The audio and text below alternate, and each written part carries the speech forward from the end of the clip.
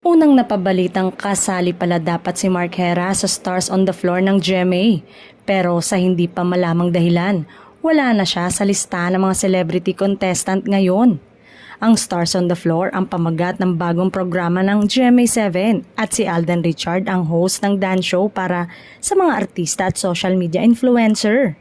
Sa ituloy ng ilang netizen, sadya ba daw tinanggal ng GMA Network ang aktor dahil sa mga not good image at mga balita nito kamakailan na kumakalat online?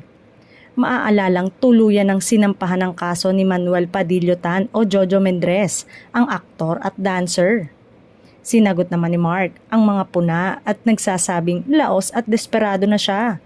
Sa kabila nito ay inilahad pa din ni Mark na wala siyang sama ng loob sa GMA Network at maiintindihan niya kung sakaling alisin siya sa mga programa ng kapuso. Sa halip, nagpapasalamat siya sa TV Network lalo noong sumikat ang love team nila ni Jeneline Mercado matapos ang tanghali ang Ultimate Male and Female Survivor sa Season 1 ng Starstruck noong 2003. Matatanda ang naging usap-usapan si Mark kamakailan matapos makuna ng kanyang pagtatanghal sa Apollo Male Entertainment Bar sa Parañaque. Nauna nang sinabi ni Mark na walang masama sa ginawa niyang pagsasayaw sa isang gay bar dahil bahagi lang ito ng kanyang trabaho.